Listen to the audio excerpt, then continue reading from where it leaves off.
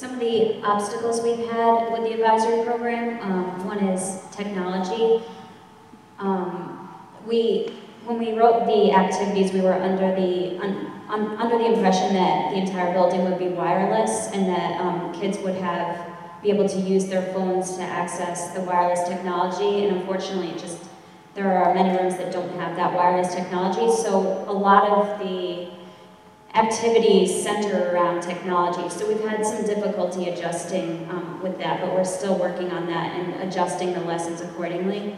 And then also professional development. There are some areas that teachers feel more comfortable talking about and some areas that they want more professional development for. And so that's one obstacle we've had because we don't have the professional development time at this point to go over the advisory activities beforehand. So for planning, starting next month through the end of the year, we are going to be meeting the same core advisory group, and we're going to be establishing dates for next year with the understanding that we'll be meeting 2 times per month, because initially we thought we were meeting 4 times per month. So we're going to sort of select, according to how things went this year, we're going to select which activities we want to repeat, which ones we want to maybe move into the curricula, and then the notebooks get recollected. So for example, my group is 11th grade, so I would turn in my 11th grade binder and receive a 12th grade binder. And then we'd reconfigure the notebooks and redistribute to the teachers because we follow our group for 4 years. We'd also like to work on trying to, again, help with that professional development. One of the things that we're working on, and I know that at VCMS they're working as well, is we brought in, they added Naviance. We've been working with it for a couple of years. That's our college and career planning software that we're using that also allows us to kind of host different topics for the student success plan. So the goals that they're working on, their inventories that they're working on, which is also student and parent friendly, so the parents can see exactly what the students are doing as well. So there's a lot of professional development that needs to be done with the teachers, with the students, with the parents as well, so that everybody's on the same page. Now we're just going to switch over to Vernon Center Middle School.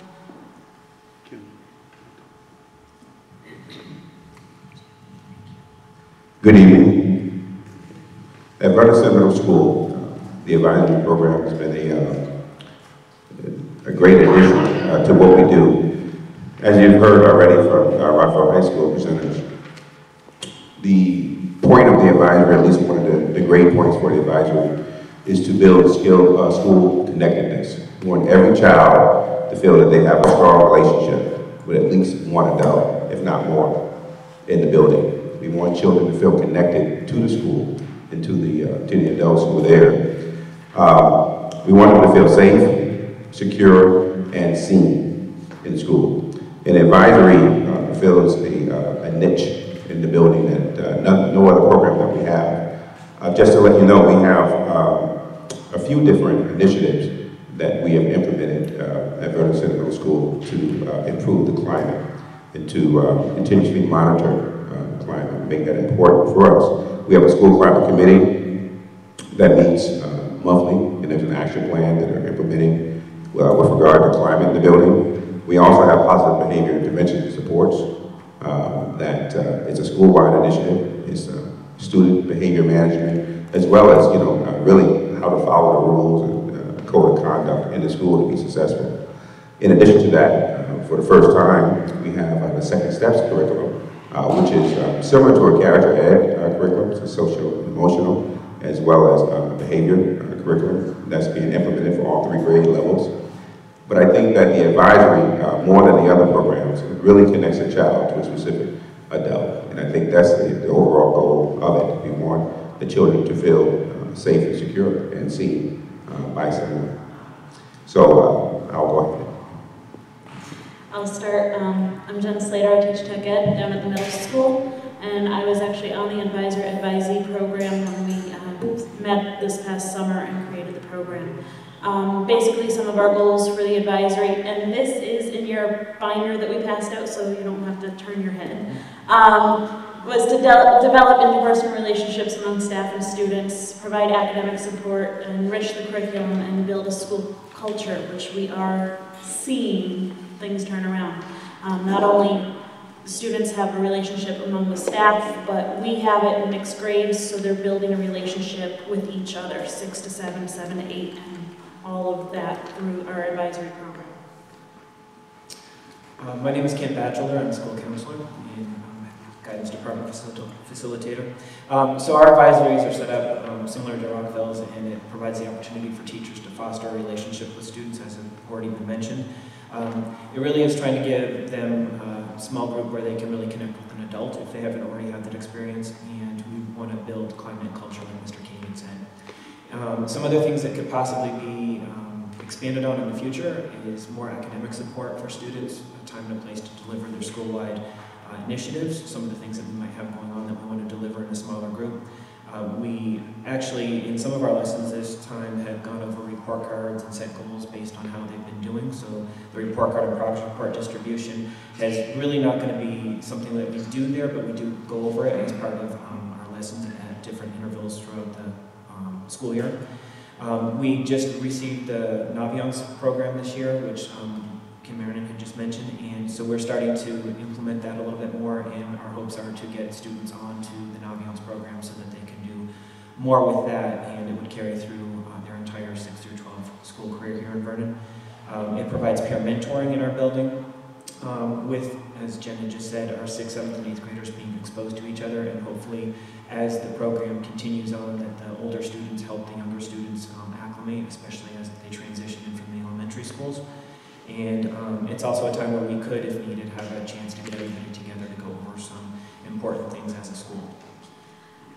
This past summer, our committee consisted of 2 guidance counselors, 2 academic teachers. We had Ms. Converse, who teaches 6th grade, Mr. Augustin, who teaches 8th grade science. We had 2 guidance counselors, Mr. Batchelder and Mr. Giansanti, and myself. And our go-to people were Mr. Harris and Mr. Griffin.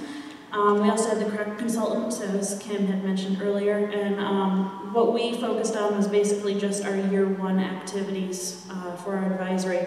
What our topics were going to be, our entire lessons, our schedule, and everything else like that, and which is in the binder that we gave to you, so you have a sample of all of our activities.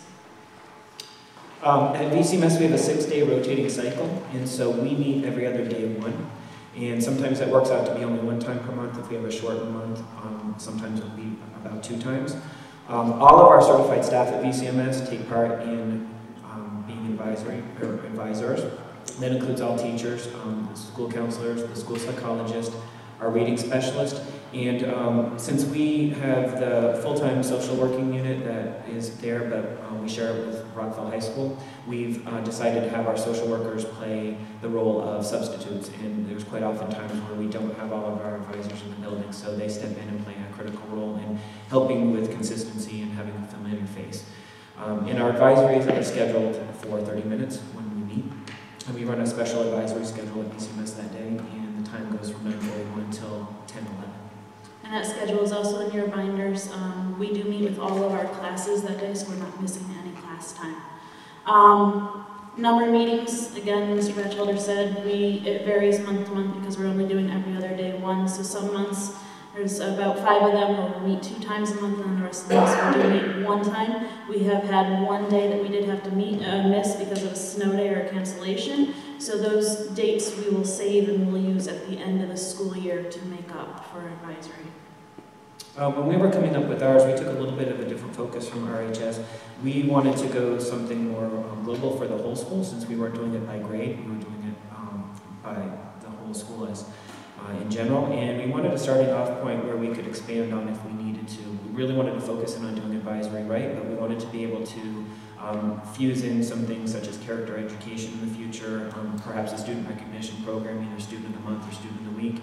And so what we did is we tailored our topics by monthly themes, and we tried to sort of make them either things that would be centered around something that was going on already in a month, or timely topics that we wanted to get off say, for example, respect an organization right at the beginning of the school year, gratitude with Thanksgiving and that type of a theme in that month, optimism at the start of the new school year. So some of them might make sense based on what's going on at that time of year. Others are just important themes that we wanted to make sure that our students were exposed to. So each of the lessons that were developed that fall in one of those months sort of have a tie to these global topics. They also meet our core values, which are safety, organization, achievement, respect, and responsibility. So again, here's a list or a timeline of our activities that we do. One that you'll see later on, it's under generosity. We have the holiday share, we have the food drive, the coat drive, hat and entry, and all this stuff going on in our school. So we try to tie the topic to what is happening, as Kent just said. So we do goal setting, let me try that again, and we try to have that happen right after midterms have come out. So we base that around there, and we'll sit and we'll talk to the students. They'll set a goal based upon your midterm or your report card, depends on what we look at. Have you met that goal? What can we do now to support that goal? And if you did meet it, what can we do next? So where else can we strive for achievement? The advisories are anywhere between 8 and 10 students, most of them are around 9, and we try to have them in a mix of 6th, 7th, and 8th graders, so ideally it would be 3 at each grade. Because there's different populations at each of the grades, it doesn't always work out so well, but we do keep track of it when we schedule new students that are coming in, or when we have students leave, we keep track of our advisories, and then we place according to the needs of there. We also try and keep a balance between boys and girls, so that there's a diverse mix of kids that are placed in each of those groups. And so we'll have to take into account as we come through the end of our first year of moving those students to the same advisory, and then as our 5th graders come in to the 6th grade, making sure that they're distributed to the groups that are already in place, so that we keep that boy-girl balance in place, and also an even distribution of the 6th graders to the 7th and 8th graders that are already there. Really quick overview, I'm not going to read all of this. One of our topics, like I said, was pay it forward, under generosity. So we have the holiday share, we have the SOAR cards that the kids can earn. So we really, focus on not everybody can always, maybe they lost their cards or something like that. Pay it forward, give them a card if they're short one at our holiday share store, where they could then purchase a gift for somebody. We did YouTube videos that we had. We sent out an email with that to the staff. We have all the procedures, what you see up here. We have brainstorm ideas, we give them ideas, YouTube videos that they can then show to their classes. Okay, here's a sample of Pay It Forward, everything like that. And this was an amazing activity that we did, and we actually put it on the students between this date and before we left for the holiday break. Pay it forward to at least one person, and see what that does, what a difference it will make in our small little community of VCMS. And it was a huge success.